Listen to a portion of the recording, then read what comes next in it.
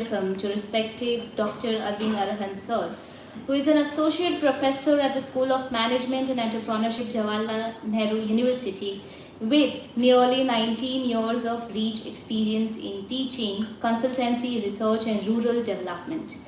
Dr. Arvind Arahan sir has been a driving force in fostering innovation and entrepreneurship, particularly in agri-tech, rural enterprise development, and sociopreneurship. His impactful work with startups, FPOs, and SHGs and grassroots innovations reflects his deep commitment to bridging technology and societal growth. We are truly honored to have him here today, and we look forward to gaining valuable insights from his vast experience and visionary perspectives. It also gives me immense pleasure and honor to welcome a distinguished scholar and esteemed academician among us today, respected Dr. B. Jagannathan sir, who is an associate professor at the Department of Gandhian Thought and Peace Studies, School of Social Sciences, Central University of Gujarat, Vadodara, India. Dr. Jagannathan sir is widely respected for his interdisciplinary scholarship and insightful contribution to the fields of democracy, social movements, and political economy. His academic work reflects a deep commitment to understanding the complex dynamics of society, governance, and justice. He is the author of two significant books, Interrogating Democracy and Human Rights, Telangana's People's Movement, and Mapping Human Rights and Subalterns in Modern India, both of which shed light on critical socio-political issues, grassroots movements in contemporary India. Additionally, he has edited the thought-provoking volume, B.R. Ambedkar and Social Transformation, Revisiting the Philosophy and Reclaiming Justice, which explores the enduring relevance of Ambedkar's ideas in our pursuit of an equitable and just society. Today, we are privileged to have him with us. His scholarship, perspective, and passion for democratic values and social justice will surely enrich our understanding and inspiring meaningful dialogue. On behalf of Gandhinagar University, I extend a very warm and heartfelt welcome to Dr. Arvind Arahan sir and Dr. B. Jagannathan sir. We look forward for your valuable insights and are eager to learn from your vast experience and wisdom. Thank you. Now, without further delay, let us move to the most awaited part of this session. It is my honor and privilege to invite our esteemed guest speaker, Dr. Arvind Arahan sir, to kindly address the gathering and share his valuable insights on the fascinating world of startups, entrepreneurship, and innovation. Please give a round of applause.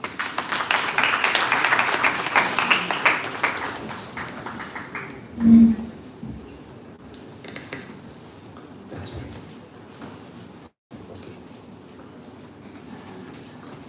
Good morning, all of you. So, I thanks to Gandhinagar University, Vice Chancellor Professor Kamlesh VN sir, Department Head of Liberal Studies, Professor Rajesh Lakku, and all the esteemed faculty member of the Gandhinagar University. So I'm going to cover a very interesting topic because there are much of the discussion before my lecture that instead of being a job seeker, we need to become a job giver. Okay. So we know very well, as sir already recorrected the sequence of this workshop, first it comes innovation, then startup, and then entrepreneurship. But I need to elaborate one more thing, that what comes before innovation.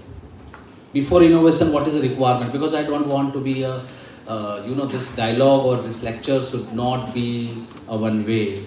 It should be both way. So it should not be a monologue. Okay, it should be a dialogue. So we both can interact, the students also can interact, raise questions, and I need to give the answers. So before innovations, there is a requirement of the science. So if there is a science, then and then we can say innovation can emerge. If there is no science, then there is no requirement of innovation. So before science, because science is the mother of innovation, we can say. Science is the mother of technology, we can say. Okay? But who can give the birth to the science? Science cannot happen without reason, without the cause and effect. And India you know very well, we claim many things that we are the Vishwaguru. Okay, but before that, we need to also understand one peculiar thing, that for innovation, for science and technology, we can develop the culture of reason. We can develop the culture of critical reasoning. So India was the mother of, because it was our culture that can give the science a birth in India or across the world. Okay, so without taking much of the time, if you see this slide, okay, every year there is a disclosure of innovation index, and that innovation index is developed by various institutes across the world. And if you see, these are the institutes: World Intellectual Property Organizations, UN Agency Council, and Cornell University, and INSENT. These are the institutes that develop this innovation index. And can you believe we are not in the top 10 of this innovation index? Why? The reason behind that, in 1976, if you say 1976, because if you compare nations to nations, if you compare the city to city, in 1976, we were far ahead than China. This is just for your kind information. In 1976, there was a prediction by various economists, various policymakers, that India will take a leapfrog in terms of development. It was a prediction of 1976. There was a prediction of before 1976 prediction, there was another prediction in 1965. And in 1965, there was a prediction that half of the India's population will die because of hunger. So that was a prediction in 1965. You can imagine, in 1965, there was a prediction that the half of the population of India will die because of hunger. Because our per capita intake was very less. Okay, very, very less. Our child mortality rate was very high. Okay, so that was the certain anomalies that we found in India. But because of, thanks to Green Revolution, and we had taken the leapfrog in terms of agriculture production. So agriculture is the backbone of, it's a primary industry basically. It's a backbone of the secondary and the tertiary industry. If you cannot develop your agriculture industry or agriculture sector very well, you cannot develop the secondary and the tertiary sector. It is the backbone. What is happening in China, that is just because of agriculture. Because China nationalized the land. We didn't nationalize the land. We have still, there is a jamindari system in India. Still we people are living in a very orthodox society. Okay, if you see in 1886, the mortality rate per 100 in USA was 66. Out of 100, 66 newborn child died just because of ailments or many diseases. You can see. So US was also underdeveloped. It was least developed country in 1886, 1865. But because of certain universities they developed, and the prominent work was done by the MIT University. If you search, everybody's dream is that to pursue their career in MIT. So if you see, this is the various place. So Switzerland is the first place in terms of innovation index. Okay, China is on the 10th. Okay, and India is on 38th. So definitely, when we are talking about innovation index, there are inputs and outputs. So top innovative cluster, this is the top innovative cluster of India. So these are the biggest cities: Bangalore, Delhi. So Bangalore is known for chemistry or top academic subjects, we can say. Delhi is computer technology. Mumbai is for basic material chemistry. Chennai is for transport and engineering. So this is the top innovative cluster of India. Government has come out with a new scheme that is known as the Growth Hub. What is Growth Hub? So government envisioned the idea that we need to convert the overall big city of this country into the Growth Hub.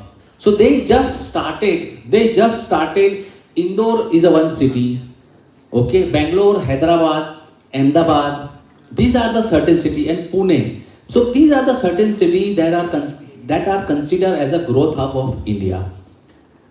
So this is the overall ranking of the last 5 years of India. If you see, so our position is gradually improving. Our position is gradually, I think it's visible to all of you. Okay. So in terms of innovation inputs, what is innovation inputs? If you see how many engineering students pass from India, if you compare with China, if you compare with USA, or if you compare with Europe, that is a comparison parametrics in terms of engineering students, how many research scholars, how many citations we received, because Vice Chancellor sir already defined certain guidelines about the plagiarism report. How many citations you received, that is also the matter of concern. How many patents you file, because we have patent organization in India. Okay, so this is the overall ranking of India. Okay, so this is the global innovation tracker, and what is the current state of innovation in India, and how rapidly the technology being embraced, and what are the resulting societal impacts.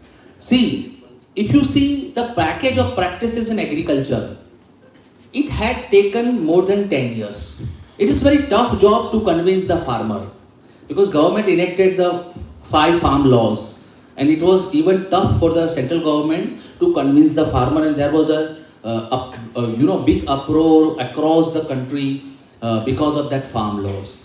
So package of practices in agriculture took more than 10 years to change the farmer's mind. It's very tough job.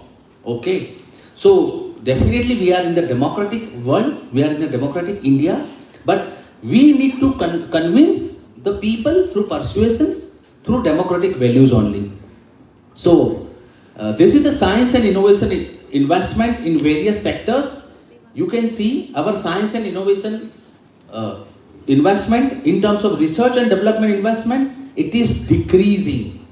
Okay, and recently there was a statement from one of the historians that India is not spending even 2% of GDP on their research and development. So that is definitely considered as a lacking part. So no individual is the responsible person. Ultimately, it should be the dire need of the people. Okay, what is your dire need? That defines the government's need also. So technology adoption, in terms of technology adoption, definitely the rate is improving. The rate is improving in terms of robotics. You can see it's improving in terms of electronic vehicles. It's improving, but you can see many cities of India is the gas chamber of this country, of the world. So one of the highest polluted city in the world, if you find the ranking, India's cities are the part of that cities. So Delhi, Bombay, Bangalore, Hyderabad, these are the many prominent cities in terms of pollution. So government is shifting the technology, changing the technology from the diesel-based engine to the electric-based engine. So that is definitely improving, but it will take more than 10 to 15 years. More than 10 to 15 years. And it will definitely hazardous to our health. Socio-economic impact, you can see very less. So low labor productivity, our labor productivity is not increasing in terms of life expectancy. So what is the life expectancy rate of India? Can anybody guess life expectancy rate of India? It's a 72 years.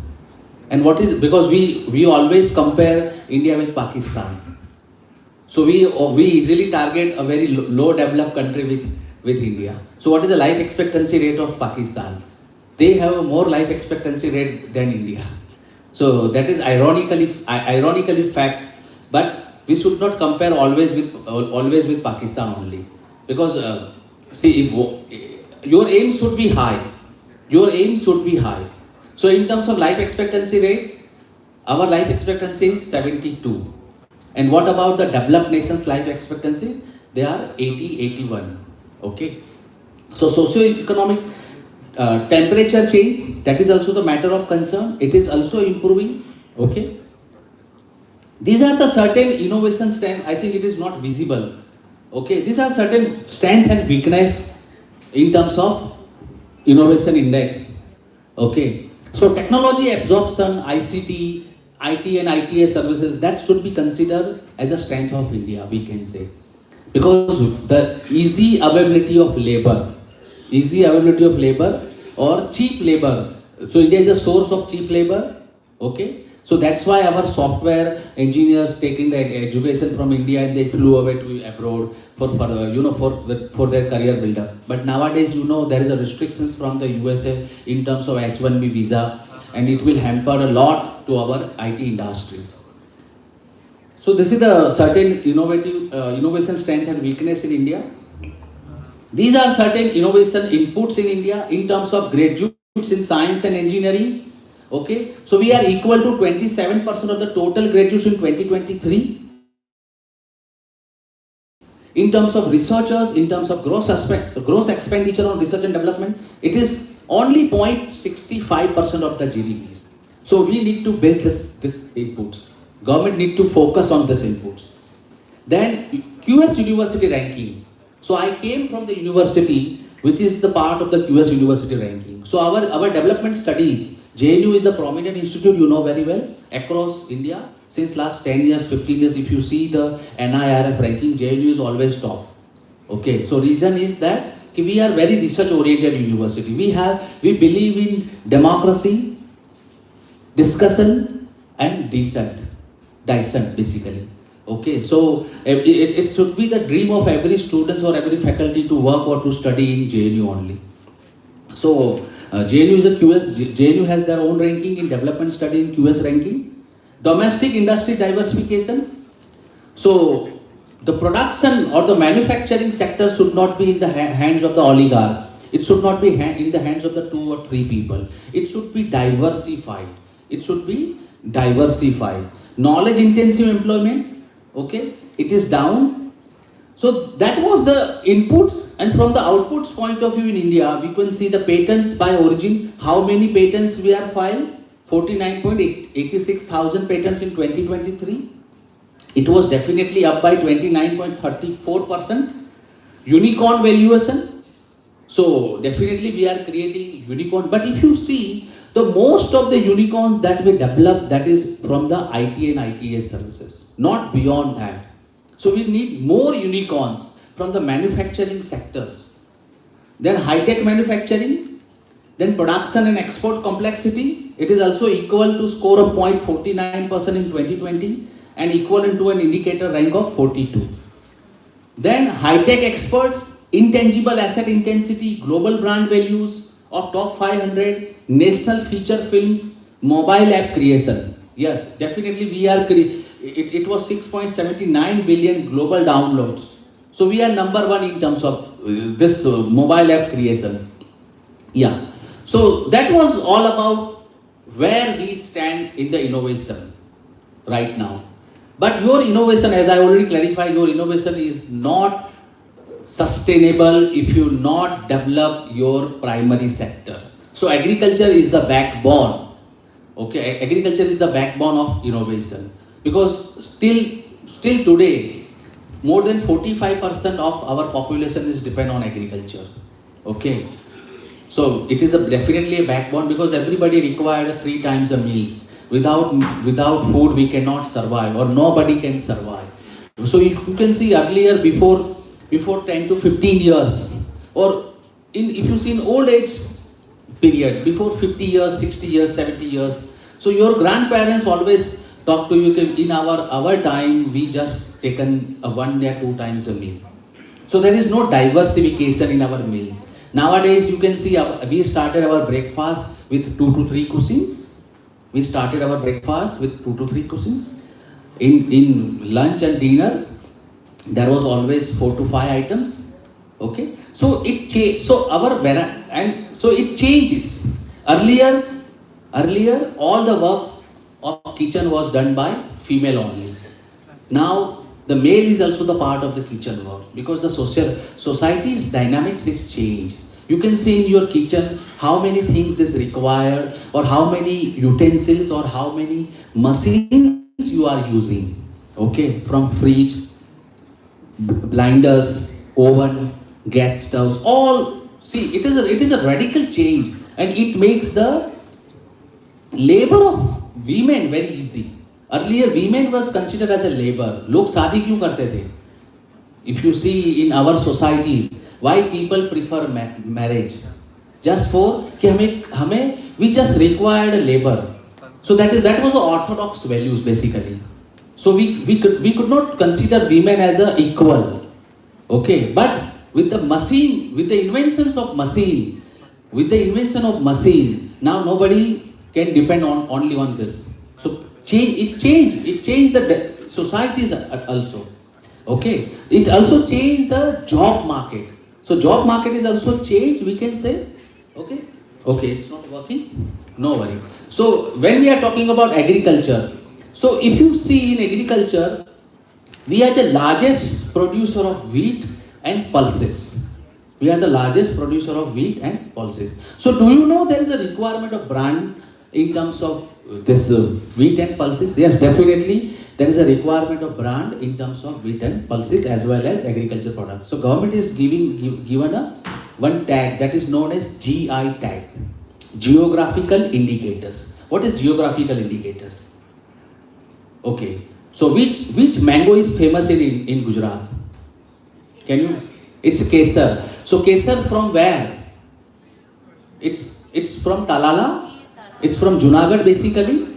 So this is the GI tag of mango, and this is the export-oriented product of India. Same like Langda is a one GI tag mango.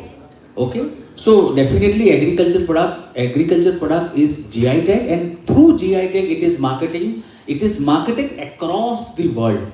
Okay, in terms of cinnamon, who is the largest producer of cinnamon? Cinnamon, you know very well, it's known as dalchini. Okay, so India is produce only 10 to 15% of the world's cinnamon, but if you compare Sri Lanka, it's the largest producer of cinnamon. And just for your kind information, in India only, we are the largest consumer of cinnamon, but out of 100%, 30 to 40% cinnamon is fake. It's a fake cinnamon. Because nobody know the purity of cinnamon. Same like, how can you define the purity of gold? So purity of gold is defined through BIS tag, hallmark. So how can you define the purity of agriculture product? Because through this purity, it can give you the niche, it can give you the niche market as well as special tagline as well as a special price or premium price in the market. So Sri Lanka is the highest producer of cinnamon in the world, and the powder form of cinnamon available in the world and in India, it is 50% fake. So that's why there is a requirement of GI tag. Okay, and because of that GI tag, same like in the saffron, if you check the purity of saffron, if you check the purity of honey, there is a special indigenous technique is required to checking the purity of honey or purity of saffron. So in Indian market, 50% saffron is fake. 50% saffron is fake, and there is only one district or one region produce the saffron. Which district or which region is famous for saffron production in India? Have you know? Any idea? Definitely Kashmir, but which part of the Kashmir? Which part of the Kashmir? It's Pulwama, just for your kind information. So in Pulwama, there is one region that is known as Sofian. So in Sofian, and and Indian saffron is the world-based saffron in the world. It's across the world. Okay, so definitely saffron also get the GI tag. Okay, so my point of discussion is that how can you control or how can you manage the crisis? Because now in rural area we found the crisis of unemployment, joblessness. In urban area, definitely there is a crisis of unemployment. Definitely there is unemployment or not adequate employment. I am talking adequate employment. So you are underemployed, means the salary that you want, it's not available or there is no enough opportunity of job in the urban as well as semi-urban and the rural area. So government come out with various schemes. In 2016, government come out with one of the schemes that is known as doubling farmers' income. In 2018, government come out with a scheme that is known as aspirational districts. So how many districts are there in India? We India have a 700 districts. Out of 700 districts, India has 112 districts are marginalized districts, underprivileged districts. If you see Schedule 5, Schedule 6 area, Schedule 5, Schedule Northeast, very remote location of Jharkhand, Chhattisgarh, Madhya Pradesh, some part of Bihar, some part of we can say Rajasthan. They are very marginalized. Okay, their per capita intake of calories is very less. So for healthy person, how many income is sufficient?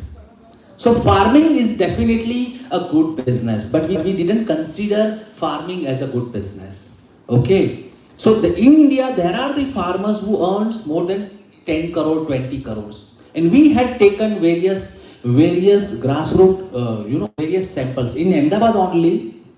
In Ahmedabad only, we set up one startup. If you want to visit that startup, it is located in the one of the area of the Circage, and that plant is growing the chili. Chili means, see, we know very well the land is not enough. Okay, land is not enough. It is very limited land. So, and in India, 86% farmers are marginalized and small farmers. Marginalized and small farmers. So what you can do with 1 and 2 bigha of land? You cannot do anything. अगर आपके पास 1-2 बीघा जमीन है, आप क्या करेंगे? You cannot do anything. It is just for subsistence farmers, for livelihood. You can just survive. You cannot do any profitable things. So we come out. So government come out with the resolutions that we need to convert an urban space into hydroponic farming, vertical farming, or plant-based farming. So nowadays, this is the world we are living. From today onwards, or from implementation of this scheme, in this 10,000 square feet or 5,000 square feet of hall, means like this is known as a seminar hall, you can take the farming of more than 10 acres. That is possible. And we already taken the sample in Circage. We are growing, this chilies, green chilies and cherry tomato. So cherry tomato basically, cherry tomato is used in many 5-star restaurants. It has a different taste as compared to the normal hybrid tomatoes. So agriculture definitely a lucrative field, profitable field, but because of unawareness of the people are not interested to capitalize this field. So when we are talking about the target of this government is 10,000 FPOs, and the scheme was announced in 2018. And nowadays, first of all, we need to understand what is the history of FPOs. See, we have cooperative systems in India. So cooperative system failed because of certain reasons. Cooperative system was failed because of certain reasons. But in Gujarat, cooperative system was successful. See, Amul is the creation of cooperative systems. And that was the dream of Dr. Vajis Kurian. Okay, Amul is the dream of the Dr. Vajis Kurian. And one unachievable dream of Dr. Vajis Kurian was he wanted the same systems in fruits and vegetables. He wanted to develop the same mechanism in fruits and vegetables, but somehow he was no more. So definitely the target was 10,000 FPOs, farmer producing organizations. So the government changed the company's law. So the company's law 1956, government changed the 1956 company law and give the status of FPO, farmer producing organization, as a FPC, farmer producing companies. Okay. Yeah. So definitely it is also considered as a no hunger tool. FPO is considered as a no hunger tool because I already defined that 112 districts in this country.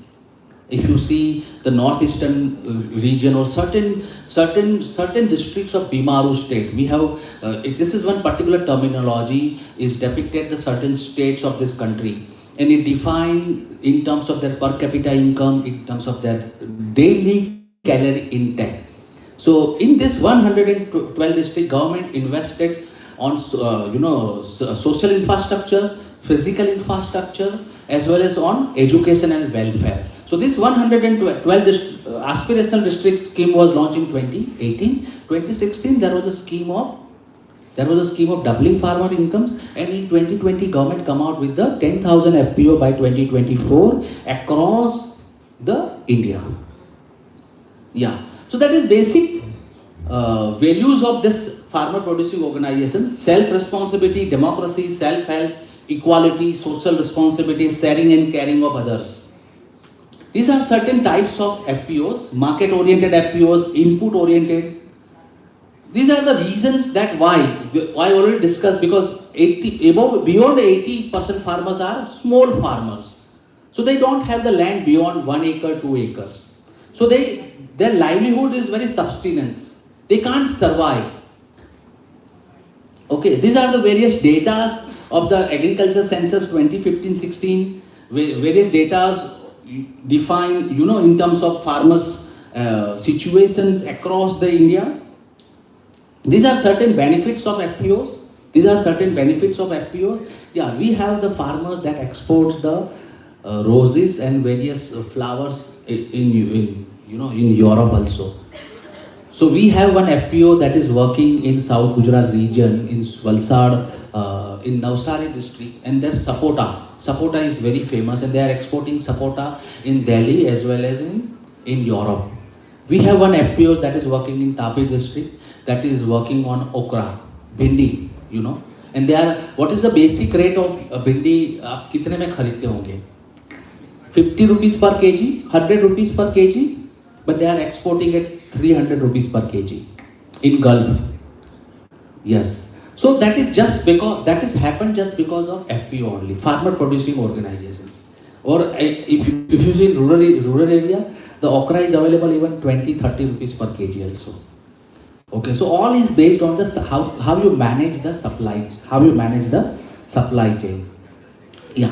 Then government also launched one of the prominent scheme in rural India, that is known as agri-clinics and agribusiness centers. So both scheme has different ideology, different value systems, different objectives also. So agri-clinics, okay, it is an advisory kind of the institutions. It advises the farmers. Okay, we are all are using AI, chat GPTs, smartphones. It makes our life very easy.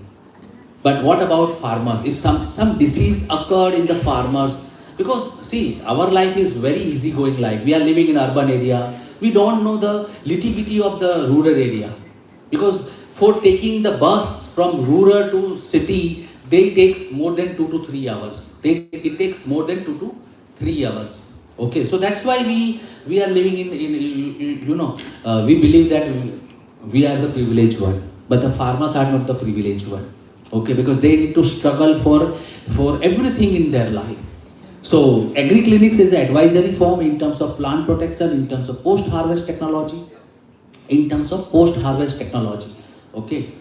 Then agribusiness center, it is basically a commercial unit that sells the various inputs to the farmers. And just for your kind information, when we visited one of the region of Karnal district in Haryana, and Karnal is a dairy producing. Haryana is known for dairy products. Okay, ये दूध की धरती बोला जाता है उसको, कि दूध और दही की धरती है Haryana. Haryana is known for milk product. One of the highest intake of milk, per capita intake of milk you found in Haryana only.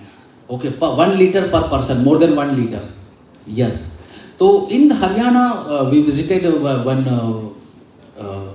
one center, ICR center, Indian Council of Agriculture Research Center, and there we found that veterinary officer.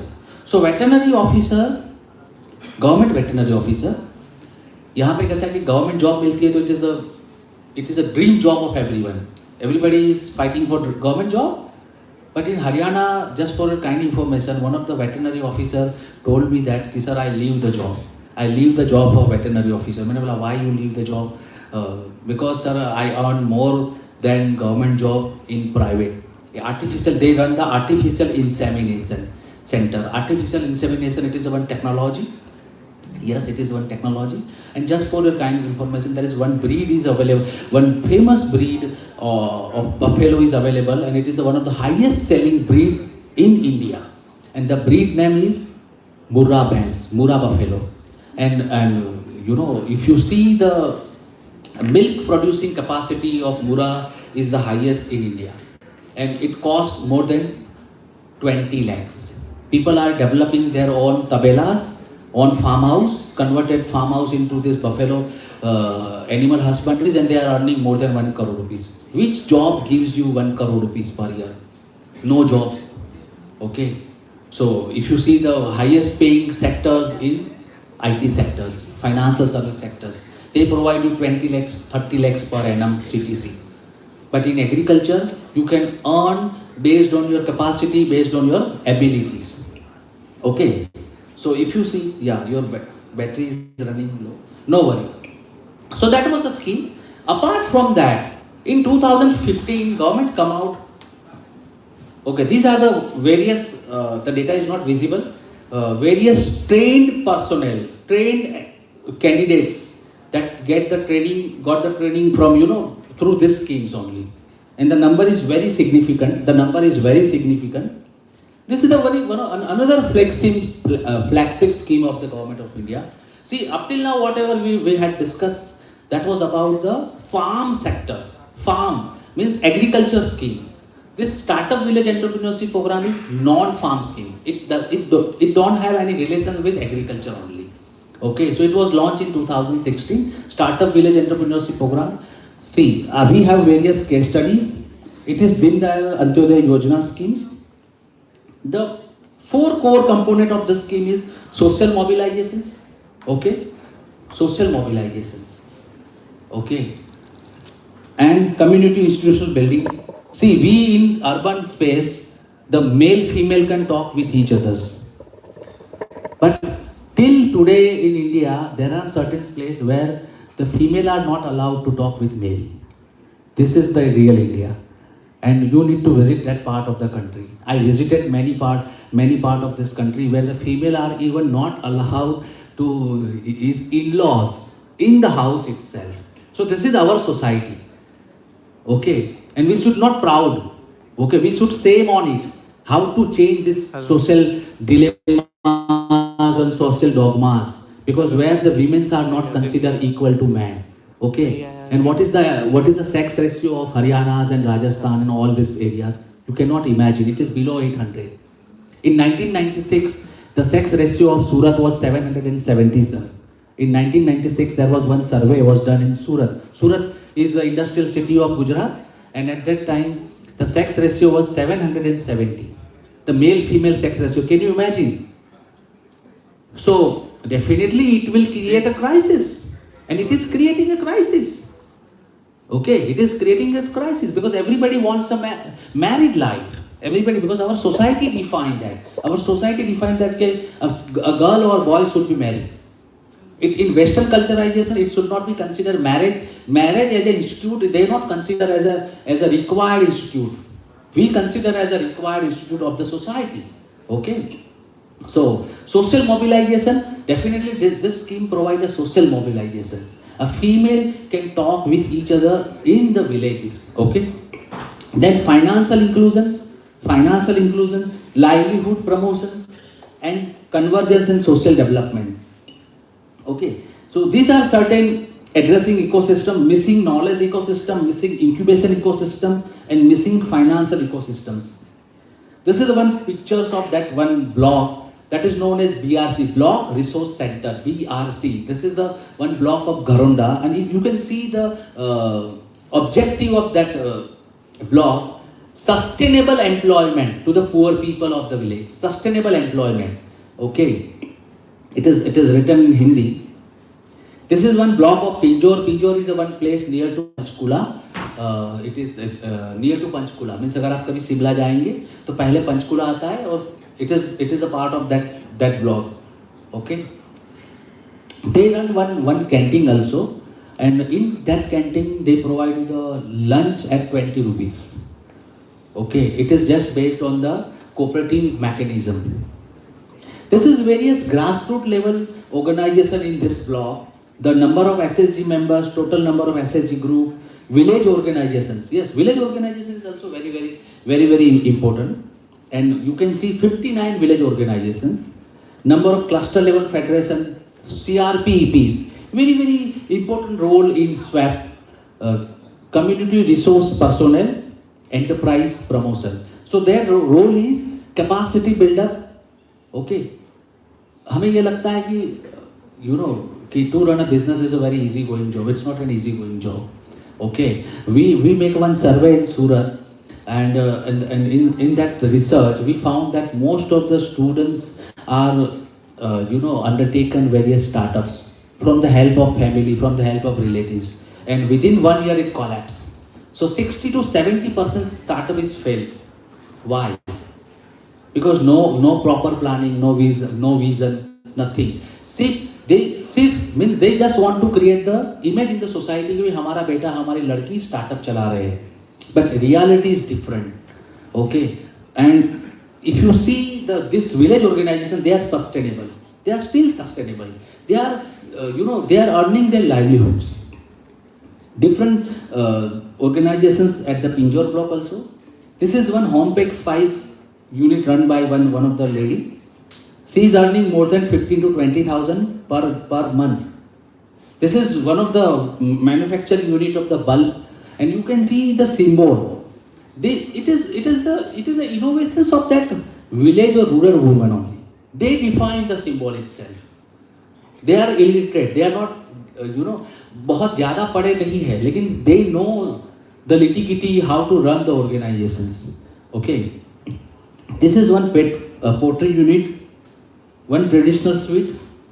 This is one cooperative we had developed in Pinjore district. It is known as Didi Ki Bunai, that is known as knitting by sisters. And the case study was also published in one of the prominent newspaper in Delhi also. Okay, it is one sustainable rural woman entrepreneurship model. Yes, you can see this machine is given by this is the through machine only. The knitting is done through machine only. Okay, so basic idea why there is a requirement of SWAP. See, if you develop your entrepreneurship or your startup, if it is not sustainable, then what will be? What will be the repercussions? People will become bankrupt. People will become bankrupt. Okay, financial loss. But here the biggest challenge in front of us, because we are the part of the policy advocacy group also in the government of India. So scalability means how can you enlarge the organizations? How can you scale the overall upbringing or overall development of that organization, and sustainability? That is the biggest challenge. These are the certain challenge, structural challenges, okay, technical challenges, lack of support, project implementing agency, okay. So thank you very much for giving the time.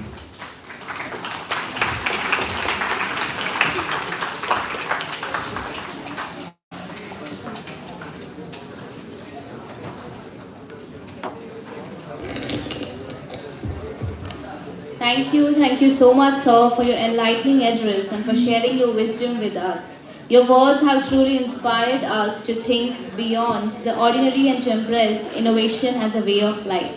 Now we would be having a question answer session. If any one of you has a question, please.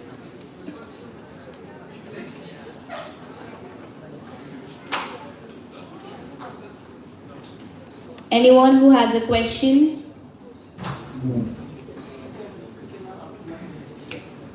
Now it is my honor and privilege to introduce and invite a distinguished academician and scholar to address us today. Everyone please join me in extending a warm welcome to respected Dr. B. Jagannathan sir. And we request you to grace the stage and enlighten us with the words of wisdom.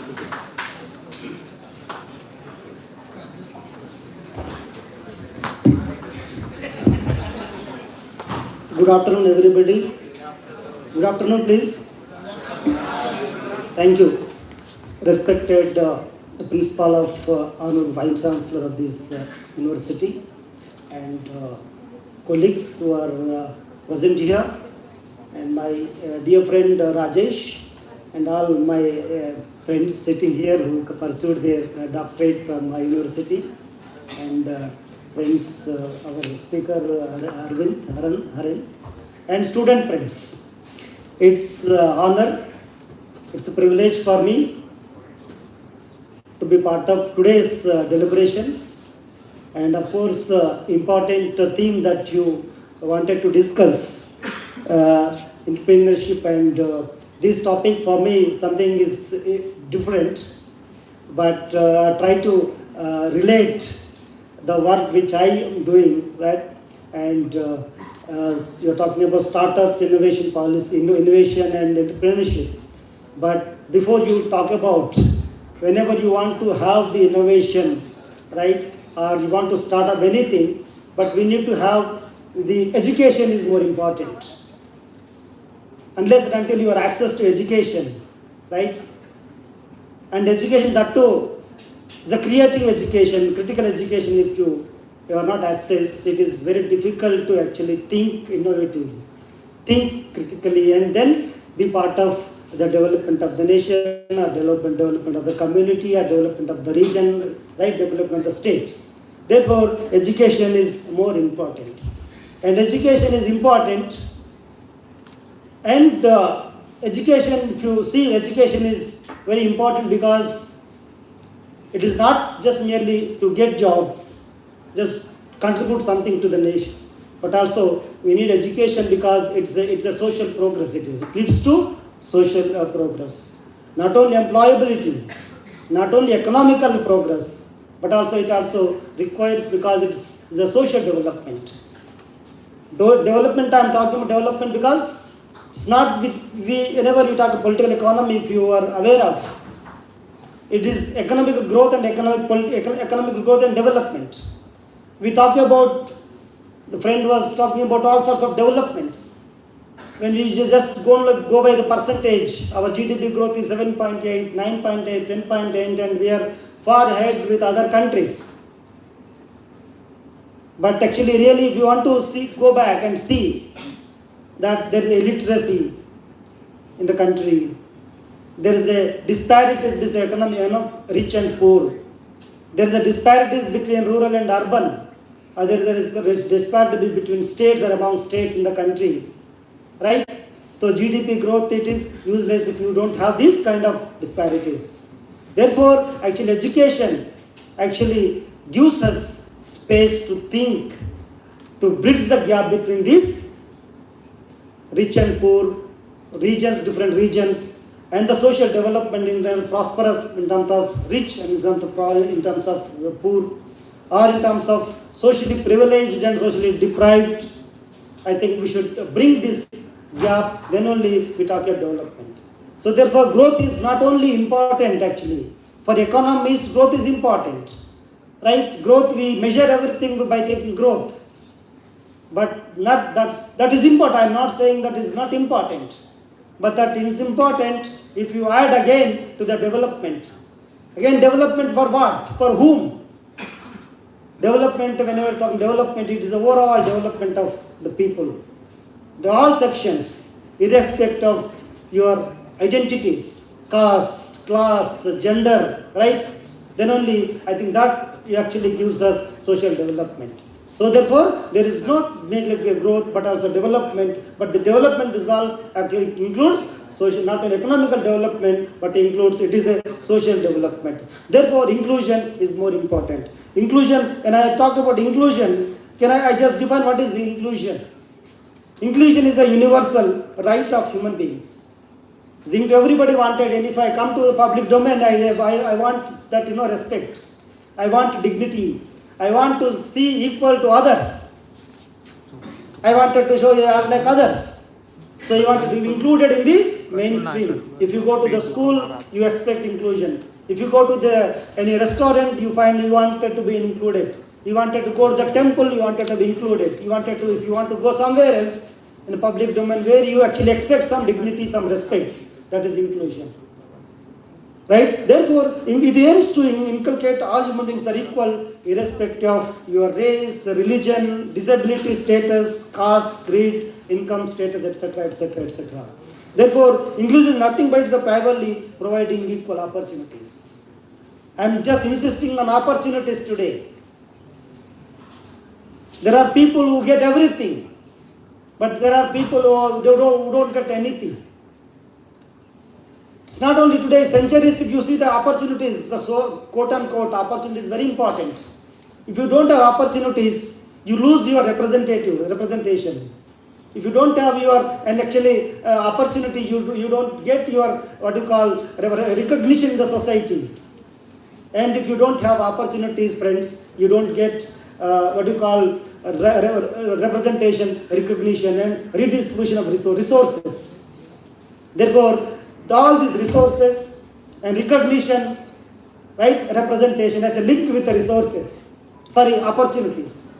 If you don't have opportunities, I think there is no scope for you to prove yourself to get what you actually wanted.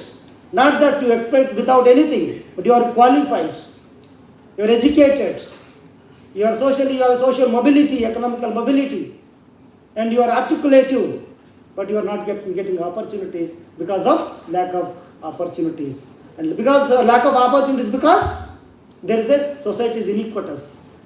I come from state of Telangana. There is a powerful movement in Telangana. Landlord, there is the Telangana prison struggle in 1960s, 50s. Very powerful movement in the country.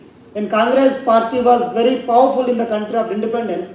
But in Telangana, Andhra Pradesh, Communist party was very important, very prosperous. They are almost out of 15 seats of MPs, they won 13 seats. That was the power of communist parties because there was an issue. There is a unequal distribution of the land. Landlords are exploiting the poor people, right? And the Nizam actually exploiting the people through landlords. So therefore, poor people actually organized themselves and protested under the umbrella of Communist Party. Therefore, Communist Party was so powerful that time. They won all seats despite of the Congress Party's presence in the country. Therefore, friends, so we have to see that therefore inclusion is very important. That's how actually inclusion is very important. And education, inclusion and not only education, inclusion. When you talk about education, I'm trying to link actually as a students, you can just try to, I'm just simplifying. Inclusion and you talk about education, right? The percentage of GDP, see the education budget whenever the governments, any governments, whether it is the government of India or state governments, whenever there is a debate, discussion in the parliament or assemblies, respective assemblies, we don't actually find any time to debate. They don't get time to debate on education. That is the priority for government today. Hardly they discuss on the bill of education, 2 minutes, 3 minutes, 5 minutes, sometimes there is no debate and they just pass the bill. But if you see the allocation of budget and education, not even 3%, 2%, less than that, sometimes 4%. We talk about many things. Education is important, education leads to social transformation, education is employment, education is important because innovation is important because we get new ideas, so that we can start startups and then we can develop the nation, we are part of the nation development. But unfortunately today, the priority for the government states in the country, education priority was very, very meager, very less. They don't get time to discuss. Even if you go to the foreign countries, you find as education, ministers are educated. Educated people take up the education cabinet rank, ministers. They study, they analyze, they assess, and then they become part of education department. But sometimes India, if you see from the beginning, education department is run by, sometimes they are not even conscious of education, they are not interested in education, they are actually least bothered about education, what is going to happen. Therefore, because of this interest in the subject, because you see that there is primary schools in India, if you go to the villages, anybody from the villages, if you see village school, if there is a teacher in the school, you don't see the notice board, blackboard in the school. If there is a blackboard, there is no chalk piece. If there is no chalk piece, sometimes there is no student in the classroom. You are unable to bring student into the classroom. Why we are unable to bring students into the classroom? Because there is the sincerity is lacking from the top bureaucrats or maybe top political policy makers. Therefore, friends, education is important because education is important. And there are many, I just try to bring, when you talk education, there are, I'm sure you are all, you are finding interest in my lecture so that you can sit for some time. I request all of you to be here for some time and listen our lecture. And there are 2-3 approaches to education, because you are all part of education, so you are all the future of the country, right? There is a response for all your shoulders, right, to see that nation is to move forward and then develop nation as a Vikasita Bharat, our Honorable Prime Minister talks about, Vikasita Bharat 2047. Right? It's our responsibility to understand what is education, what is the perspective of education. There are, because education is not mere, it's mechanical, right? Education has to be creative, is critical. There is an approach called Paulo Freire's Pedagogy of the Apprentice. There is a book, very important book. If anybody finds time, please you can download from Google and read that. There is a book called Paulo. Author of the book is Paulo Freire, Paulofreire. Paulo Freire's. The name of the book is Pedagogy of the Oppressed, where actually he talks about education should be more critical. Education should be not like a meso-mechanical. Sometimes teacher doesn't know what teacher is teaching, what students are listening to teacher. There is no matching, it's a mismatch. Sometimes they don't experience what they are teaching teachers. They have to connect themselves with the teaching, a teacher. That is missing today. Therefore, he actually argues education should be more critical. Education should be a dialogical form. You understand? Education should be dialogical form. It's not like one-sided. I just come and dump something and then go back. That is not the education that actually we wanted. Education should be more dialogic in nature. It should be more participatory in nature. I come and speak something and go back and I forget about my students, forget about my teaching and forget about everything, and I come next day and again now they don't connect with each other. What I spoke yesterday, what I am going to teach today. Therefore, actually, there should be a dialogic form, there should be a participatory form, but it's not like, creditor and debater. Creditor and debater, you just go and create something, you debate something, that the religion is that.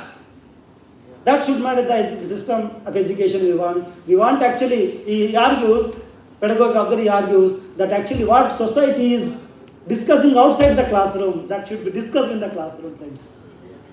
What we are debating outside, what farmers are debating outside the classroom, what the youth actually debating outside, and what actually intellectuals are debating outside. What we are talking about the nation, what our relation with Russia, what our relation with, yesterday I was there in PDPU, there is a seminar on BRICS. So we are debating many things about innovation, inclusion. So actually classroom room should be debated, discussed, and we should actually debate what's happening outside the society. That should be rather it is problem resolving in the classroom, rather problem creating the classroom. So that kind of education he actually talks about. And education we talk about, not only employment is important. I am not denying that. We are all here. Employment is important. We wanted to see, and the country, we should contribute to the nation building, contribute to our families, communities, everything, the states, nations. But at the same time, education should be humanistic in approach. Humanistic in a manaviya, that perspective is important. If you lack that manaviyata, right, if you lack that transformative humanistic approach, I think whatever degree that you take, whether you take PhD or you take masters, you take graduation, so and whatever you become, if you are not a good human being, right? If you are not a good human being, your knowledge sometimes, your terrorists are also educated, highly educated. If you see the terrorists, they are highly educated. They are engineers, they are scientists. What is the difference between them and us? That humanistic approach is the Pahalgam, the name Sar has taken. What we have seen that incidents today, that it is inhuman incidents. They are all educated youth, we are involved in that. Our education system, our education, what we learn in the classroom, that should make us more humanistic and respect others. Respect a woman, respect a girl, respect a father, respect a mother. Respect your fellow human being. Whether you are rich or is a rural or is urban or is a rich family or whatever family that is come from, whether what religion is he belongs to, what caste he or she belongs to. That is not our criteria should be. Our criteria should be is a human being, and as an individual, as a Jagannath, what I expect in the society that I need respect, dignity, decent life. I wanted to give same thing to other my fellow human beings and fellow friends. If you lack that, what is the meaning of having education, friends? Therefore, education should be more humanistic. It's not that somebody said it was a social scientist. This approach has been said by the scientist, Albert Einstein. You might have read the Albert Einstein's works. Albert Einstein said that humanistic approach, transformative approach, rather incremental approach. Generally, we generally follow incremental approach, but actually we have to have the humanistic approach along with our priorities in education system. Therefore, that is more important. And the other one is we have John Dewey. Have you heard about, there is a book called Democracy and Education. There is a book written by John Dewey. Actually, he talks about, John Dewey's education philosophy emphasizes more on learning through experience. Learning through experience. Learning through scientists, for example, scientists, they have a laboratory. They have a lab. They have everything is in place. The scientists can go to the lab and then experiment, and then if they fail once, second time they experiment, third time they experiment, fourth time they experiment. It's a process of learning. They may fail, but they learn many things. But in society, in social sciences, as a society in general, actually we learn through experience. Not only we learn by reading, learn by understand, listening others, but sometimes experience education. Same thing that you say in Gandhi, Mahatma Gandhi. There is that he actually advocates for Naya Talim, right, in education system, Naya Talim, where he talks about mind, body and soul. Both should go together, mind, body and soul. All this should go together. And not only he talks about your education should be so technological, but he talks about very simple education. That is you have to have experience in education. Handicrafts, go to the villages, work with the village people and use tools which are available in the villages. Everything important. That kind of education actually, which actually talks about. When NEP actually touches upon all these aspects. Therefore, another approach is called, and there is a scholar called Sharmila Rege, sociologist Rajesh is here. I think he read that book, part of his PhD. I remember that she wrote an article like education as a Tritiya Ratna. Education as a Tritiya Ratna. Education as a Tritiya Ratna. She also talks of education also can be adopted from the approach called Pule Ambedkar and feminist perspective, where it actually stands or it relies upon or it upholds the value of equality, liberty, fraternity, right, and transformative society. This kind of education system actually we wanted, rather merely mechanical, very procedural education system.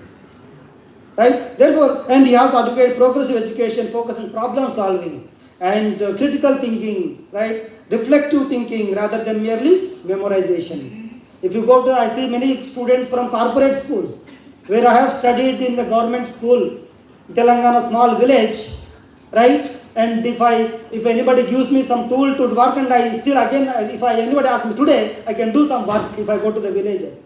But somebody who has studied in corporate school, memorized from morning till evening, right? And A, B, C, D, E, F, G, A for fan, B for ball, C for cat. This is not the education.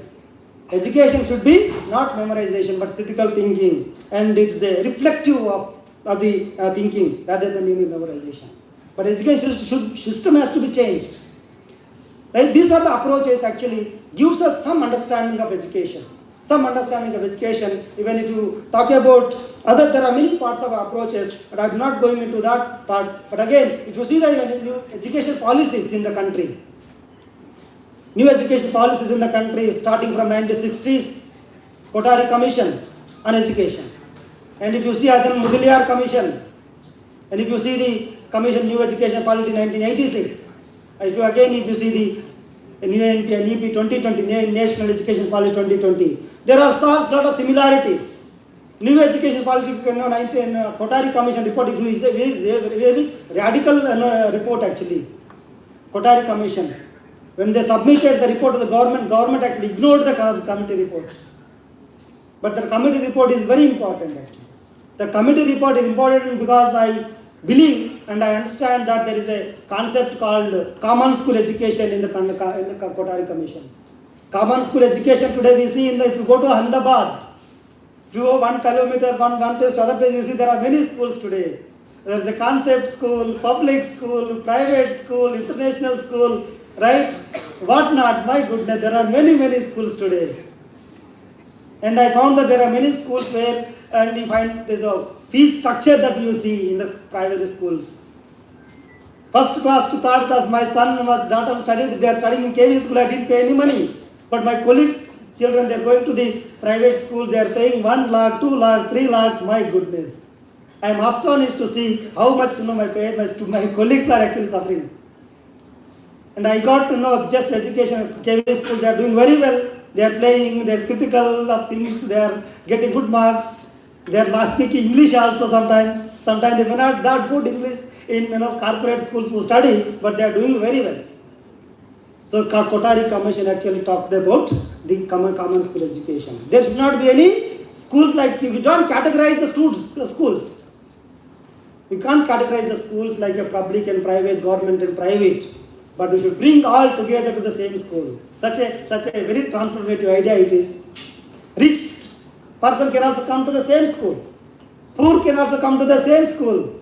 Right? Girl also can come to the same school, boy also can come to the same, study it and then understand each other.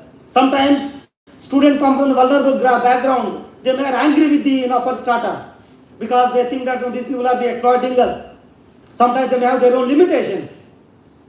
Right? Even upper strata also they may have a inhuman feeling about these are the people like this, they are still like this. But if they come together, sit together and discuss for an hour, right?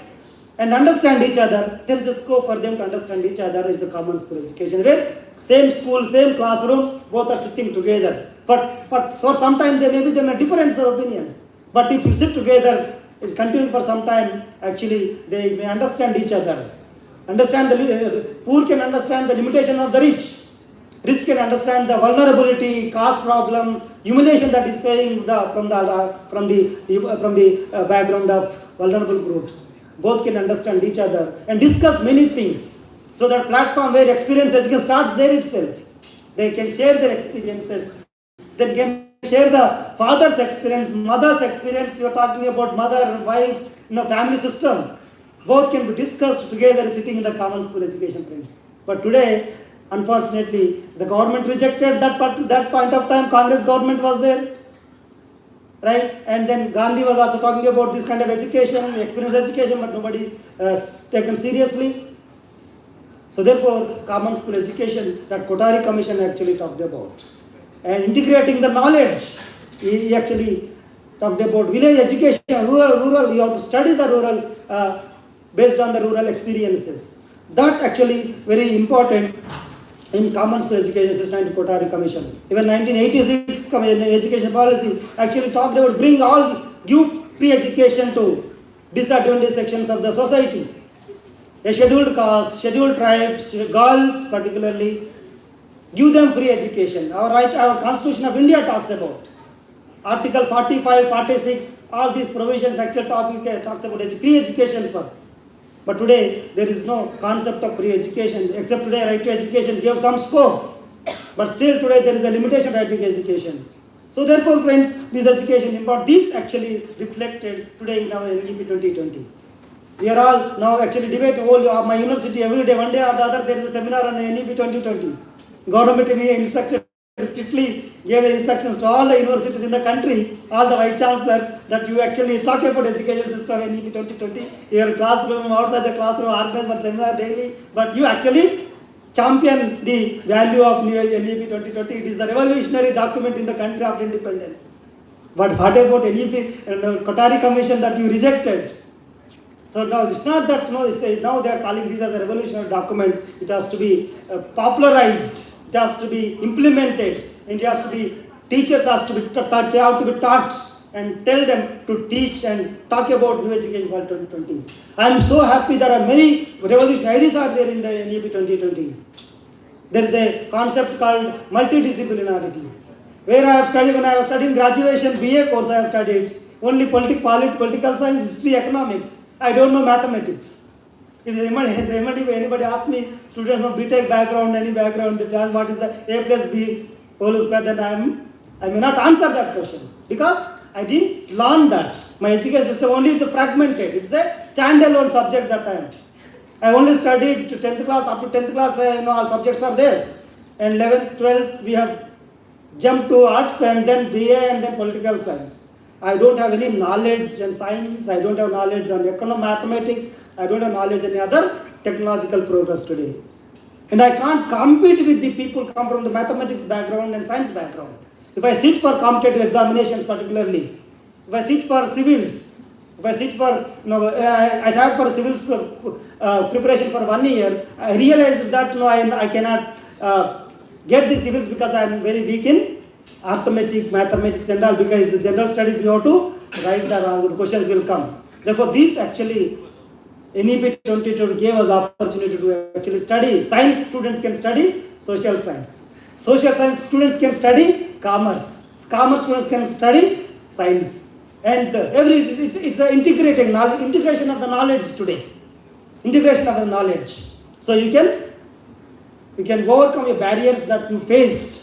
This generation actually requires that education. Multidisciplinary, very important education. But thing is that, are we really serious in implementation? It talks about holistic education. NEP 20 talks about holistic education, value education. What do you mean by holistic education? What do you mean by value-added education? How you are interpreting that education system is important. Indian traditions, there is a concept of Indian traditions in education in NEP 2020.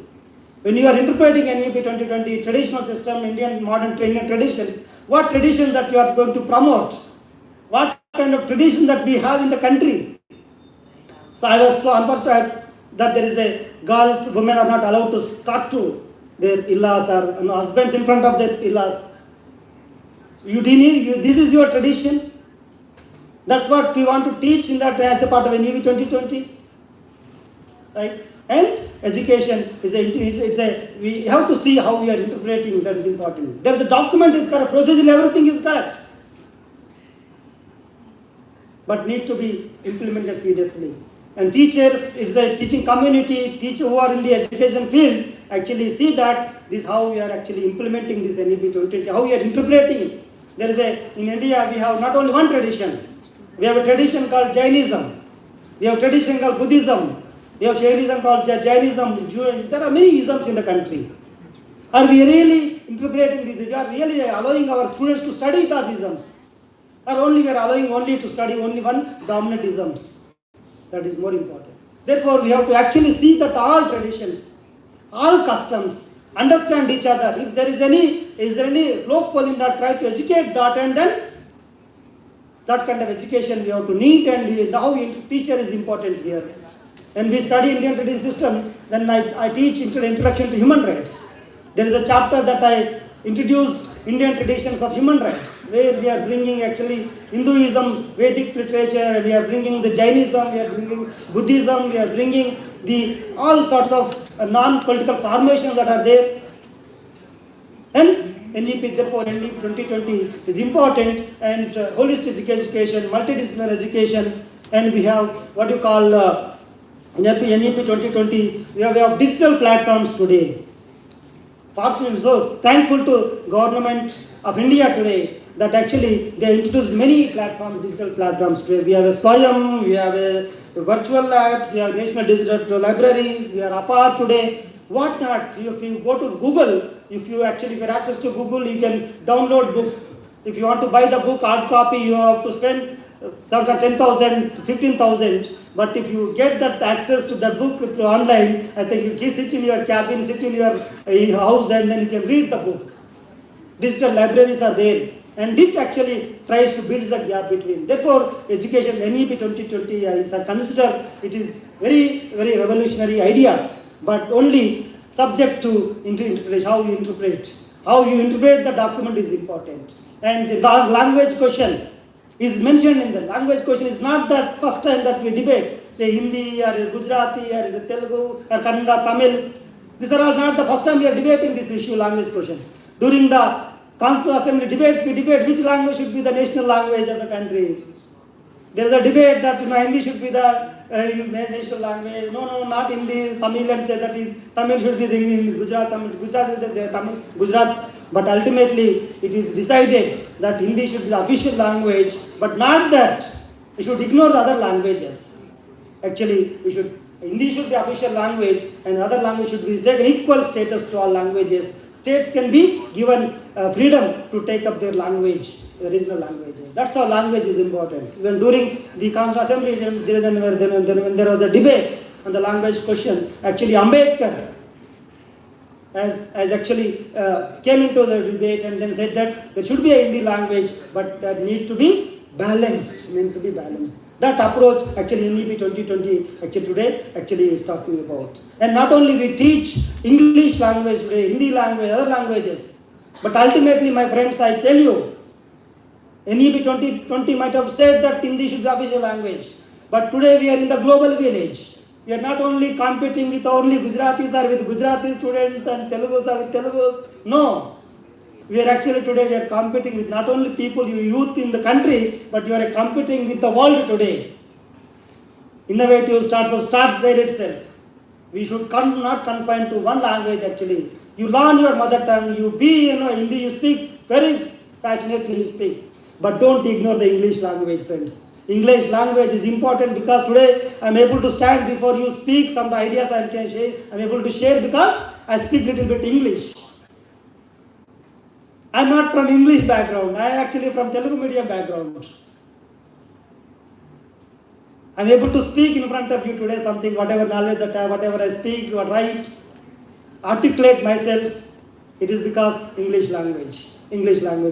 Today I have supervised 9 PhD students, 11 MPhil students, they all have written in English. They are all doing very well today, all are working in academic institutions. Tomorrow, in digital platform there, and digital employment is not confined, only you have to work. Yesterday, one of my friends, the son called me, Daddy, I got job in Ahmedabad in some Chinese company, I have to join there. And he was telling that, so they are going to offer me 1 lakh rupee, so it's good for me because he has learned Chinese language. Why not explore some possibilities? Explore possibilities and get into the system, do something for the nation. Therefore, friends, language, so you have to communicate with the world. Right? Today I am able to speak about John Rawls' theory of justice. I am talking about Albert Einstein. We are actually talking something what's happening in the United States of America, what's happening in Brazil, what's happening in Russia, what's happening in UK. We are able to understand because we have access to some digital platforms, in English news. So we are studying. I am not championing the language of English, but language became part of the essential part of our life today. I see many of my class students who come from the very backgrounds, they are unable to speak. Yesterday, one student from Rajasthan, she came to my office and said that, sir, I am unable to understand kindly. So, dusra material bhi de do na thoda please. Not only the education material that you are giving, kindly give me some IGNOU material so that it is very simple so that I can read. Or tell me 5 minutes you spend your time, sir, simply way mein bata dijiye so that I can read and write and I can get good marks as like other my classmates. Very humble student. So she is doing very well today, right? We spoke, gave material, other material also, sometimes Hindi material, and we gave English material, we gave 4 kinds of material, that today she is doing very well. And I saw yesterday when I was evaluating answer, she wrote very well. Though language is not that good, but ideas are important. Ideas are, kiska bhi adhikar nahi hota hai, na? Ideas are the universal in nature. Nobody can own the rights. Nobody can own any idea, patent on ideas. Ideas are ideas because they are ideas. They are universal in nature. It's not the property of somebody, right? You may be rich, you may be landlord, you may be IAS, you may be IPS, you may be Chief Minister, Prime Minister. But ideas are sometimes, one student come from very humble background can tell you beautifully articulate. Right? So therefore ideas. So ideas comes only innovative, you have education. Therefore, education is more important. If you have access to education, if you have access to employment, When you have access to employment, you contribute something to the family, something to the nation, so that you can protect, very, not only just, it's a procedurally, not only procedural, but you actually contribute substantially to the nation building, friends. Therefore, education is more important. And nowadays the dual degrees are there, access to education, dual degrees are giving. There's economic banking credits were there as a part of NEP 2020. There's a multiple entry today. This is very interesting actually. It was not there earlier. Today there is a multiple entry and exit. Multiple entry and exit, which means you can join graduation in Gujarat, Gandhinagar University. If you are unable to complete your graduation 3 years, you can complete it in 1 year, you get certificate course. You can get a certificate course, you can exit anytime. And if you want to complete 2 years, you are able to do 2 years, you can complete 2 years, you can get diploma certificate. If you complete 3 years, you can get the degree certificate. Right? So similarly, if you are not interested in the university, or not interested in something, you have some priority in your some other place, some university. Actually, now there is a transfer of credit systems now in the university system now. So that's why there is APAR has been every day. Now teachers are saying you generate APAR is mandatory now, so that all your certificates are stored in the APAR. In that you can store your certificates. If you leave this university, all your credits are transferred to other universities, and then you can go there and join. There is some formula that you should complete. You should earn some 40 credits or something like that from the mother university, so that you can take the credits and join with other university. There is a flexibility of education today. There is a flexibility in education, and there are many ITIs, there are many diploma students, there are many software engineers today in the country. They study well, they get all certificates. But sometimes somebody was telling me 2 weeks back when I was interacting with somebody in Andhra Pradesh, he was telling me that sir हमारा state में बहुत लोग BTech किया गया है, MTech किया गया है, बहुत अभी जॉब्स नहीं मिल रहे बच्चों को. They are not getting jobs today. Somebody who completed PhDs and they are actually applying for the small jobs in some state governments. And he was saying that actually somewhere there is a skill is lacking among the youth in the country today. Skill is lacking, they are unable to exhibit. If anything happens to your bike or your car, something आपका car खराब हो गया, and there is a BTech student is riding, but he suddenly car खराब हुआ तो he is actually running to the person who is not even past 10th standard, or sometimes they are illiterate. So why it is happening? Because of lacking of skills. Therefore today some states are coming of skill universities. Telangana government actually came with skill university. They are actually discouraging ITIs and all. They are actually giving them skill in their respective courses, programs, so that they can work on their own, they get employment. They can contribute to the nation building. So therefore, these are the platforms that are available. Therefore, education is more important particularly, and education, that is the English education is more important. So I understand. I stop here. And I stop here. Thank you so much for your patience. Thanks for inviting me here and sharing some of my thoughts and ideas. Thank you.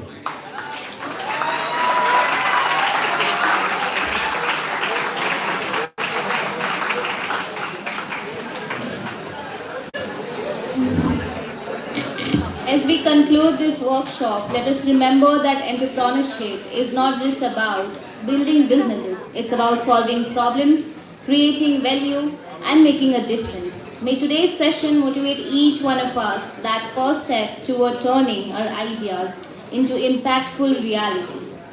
Thank you all for your presence and active participation. Wishing you all a day filled with learning, inspiration, and motivation.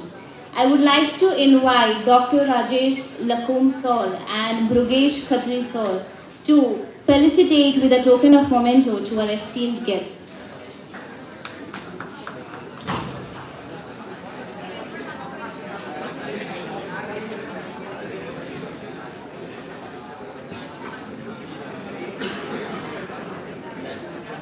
Dr. Rajesh Lakum sir.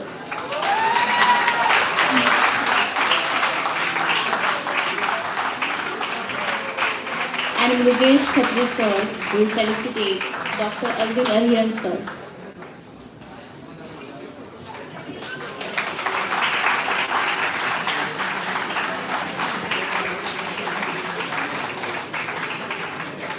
I would like to invite Dr. Rajesh Lakum sir to give a vote of thanks.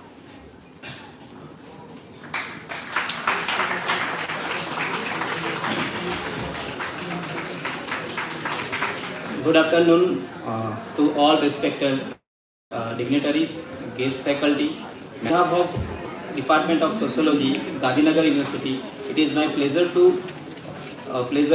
propose the vote of thanks. First of all, I sincerely thank Dr. Arvind Arhan sir for his valuable lecture on startup, entrepreneurship and innovation. Your idea have given us new perspective. I also thank Dr. B. Jagannathan sir for sharing his deep insight on inclusive development and society. Your talk has enriched today's workshop. Our heartfelt gratitude goes to President, Vice President, Vice Chancellor for their concern, support and encouragement. I extend warm thanks to Registrar, Head of Institution, Head of Department, faculty member and everyone who worked hard to make this program successful. I special thanks to all students and participants for your active involvement. Your enthusiasm has made this workshop truly meaningful. Thank you and have a wonderful day. Thank you.